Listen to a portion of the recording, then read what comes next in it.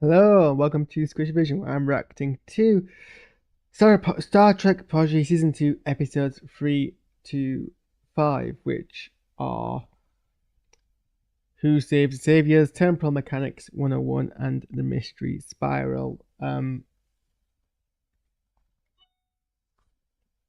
Oops. Alexa, Volume 0. Let's get out of the way. I watched episodes 3 and 4 this morning for breakfast, when I promptly fell asleep all day. And now I've just woken up and watched episode 5. So I'm casting my mind a wee back when, but I did say the first 2 episodes kind of come up to a rough start. I don't think we're quite outside that rough start yet, but it has been sort of a nice little twist, which hopefully shall add some spark into the plot. I think the animation's still a bit rough. Maybe I need to watch some clips of season 1. Maybe it's just recency bias, and I'm like, this doesn't seem as fluid as it was, but actually it might just be the same quality. But there's not much else to kind of speak to about that. Not much else to speak to about that, rather. So in Who Saved the Saviors, the nice little twist that they were going with was that maybe it was the crew of the Prodigy, or at least Dal and Zira and Jacob and that Vulcan were the ones who were responsible for helping Chakotay. And it seemed at first to be entirely that. Chakotay and his first officer didn't seem quite ready to escape until Jacob provided them with the means to. And everything was going to plan. It was nice that actually that there wasn't like much deliberation on that. The Vulcan who was with them pointed out quite rightly that there is a long history or precedent of crews going back in time and having to basically ensure that the timeline continued the way they remembered it, and that it wouldn't have happened otherwise if they hadn't turned up. So it was nice that the show was able to like acknowledge that and not like have to go through the whole like discussion of it from scratch and actually fall back on its shared history. So that was lovely. Unfortunately, it wasn't completely through and through. Something did change by them being there, and that was providing Chakotay with a weapon he wouldn't otherwise have had. And this means that he was able to fight his and his first officer's way onto a ship. And so the ship wasn't flying autopilot, which means it doesn't crash onto Talem. And that kind of causes the issue.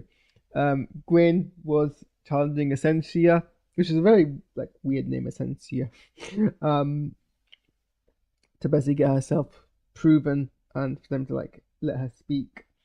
And it was unclear what the challenge was. They were all like, and this is a bit for me was a bit like, oh, I thought it would be like a twist here, but there wasn't one. They're like, oh, the challenge is what you'll find. You know, the challenge, like Gwen's like, oh, what challenge am I gonna face if I go?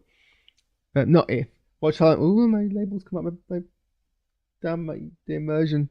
Gwen was like, what's the challenge gonna be? And they're like, you will find that out when you go down. And it just appeared to be nothing more than a fight, and whoever got back out of the pit first. Which doesn't seem like much of a mystery that you couldn't have just told them to. I kind of felt like if someone said that to me, there is something more obvious than just that. But apparently, no, it is. It's literally a case of you go down with someone else, and whoever comes out first wins, and whoever doesn't gets trapped in it, and that's basically just it. I feel like there was no benefit to having a mystery to hiding why that was the case. So you could have just done it, but whatever. Gwen was about to win, and then she gets all Marty McFly phasing in and out of time. I was thinking, is this consistent? Because Star Trek is fairly consistent with time travel, and it usually follows the whole if you change the past. Or at least I thought it's fairly like if you change the past, then you split off into a parallel universe. But there are actually like examples of the past being changed and reality just like changing around it, and people are remembering it or not remembering it.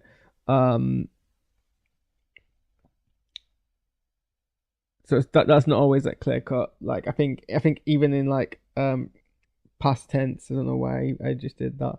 I don't know why in past not past yeah in past tense I think it's implied that everything around the bubble was like changed until they fixed it. I think that was the same in the Edge of Yesterday. No, City of Destruction. What's the title of the Guardian of Forever?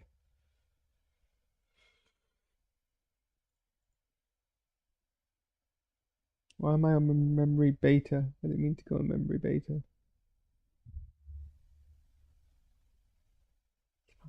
City on the Edge of Forever.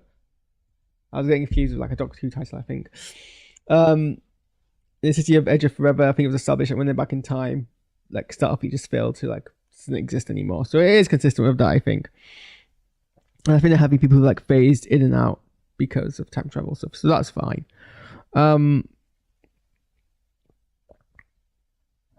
And then we get this reveal that there's a mysterious benefactor, and they're appearing in a way which is obviously meant to be very kind of similar to the mysterious figure, who I don't think we ever got a resolution of. I don't know, maybe we did or we didn't. The mysterious, I'm gonna Google actually. The Enterprise mysterious man, stranger, future guy.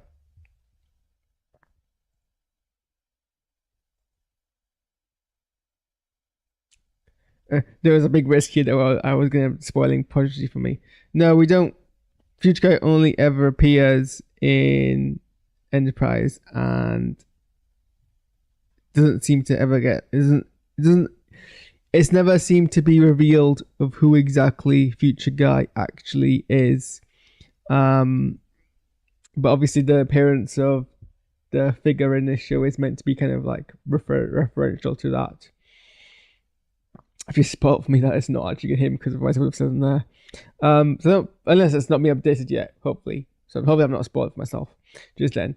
But the current theory is that it's Chakotay, and they make references to the kind of like, so you get references to his Maquis home, or his home planet that left as the Federation because of the Maquis incidents, and like a whole bunch of spiral like stuff as a mystery. I think I'm jumping forward a few episodes here.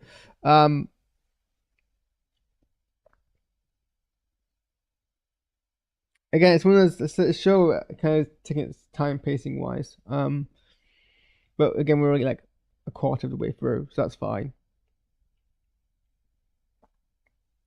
Some mysterious benefactor is like telling them what to do, and it's interesting. Again, the current theory is that it's Chakotay speaking back in time, but I reckon that's probably going to be like a twist that isn't entirely the case.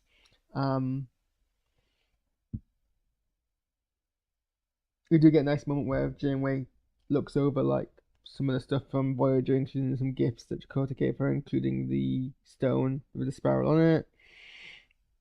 Oh, I do like the reveal that Murph.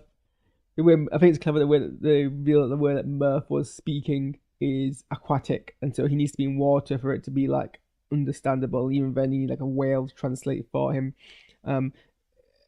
Apparently, he's just speaking letters and stuff. So it's not clear exactly if he's like still communicating or just parroting. But I did like that kind of twist. What else? Also, thank you for the episode for this background, because this is like a new thing, having a moving background. What else about this episode? Oh, these 3 episodes struck out to me.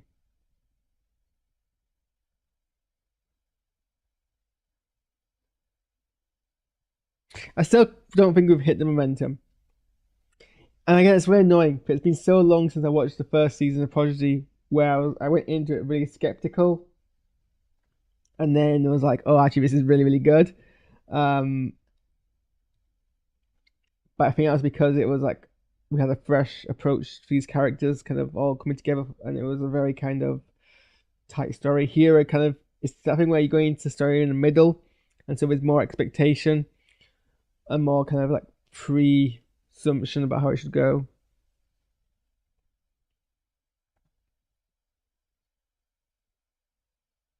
it is frustrating that it's unclear if they pointed out to Janeway that they had to be there to let Chakotay escape, and if they wouldn't have got Chakotay out if they weren't there.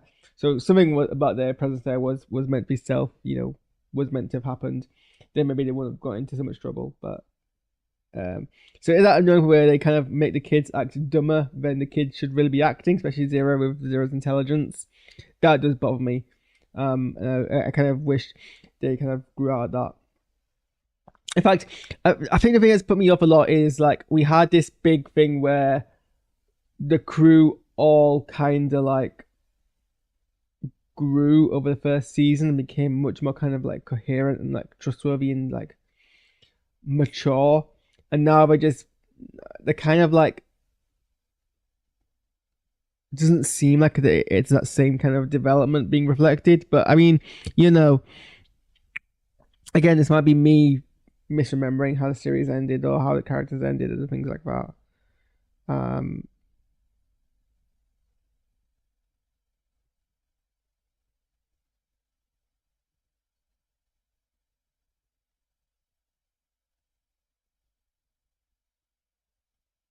What else can I say about this episode? No, I mean they're pretty short episodes, so I think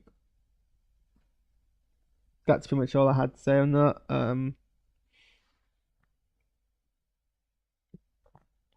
I think as deeper we get into the plot, the more we again, I'm seeing good things about it by people who have seen the entire show already. So I feel like I just need to keep binging through it, and we'll hit more and more of those highs. I think we're still in the early days. It still feels like we're in the early days. Still in the antics rather than the meat of the plot. So give it time, I think. But I think I do like the twist and I don't think we've quite resolved it yet. It's the weird thing where each episode of the show kind of tackles one plot point in a very kind of like focused way, rather than kind of like if you'd spread it over like an arc. Because I mean, it's meant to be like kind of it's an arc show, but it's also self-contained. I think that's that's what's kind of weird about it. The plot is an arc. It's a continuous arc, same with the first season. It goes throughout the entire season, but it's also very self-contained. Like each episode starts off kind of with its own thing, which gets resolved at the end. So this episode was all about kind of Murph translating what they were saying. So it's kind of that interesting kind of mix where the challenge of the week is episodic but also arc-wise, and that is kind of an interesting mix. But we'll keep powering through and we'll see where we go. All right, thanks for tuning in. Bye.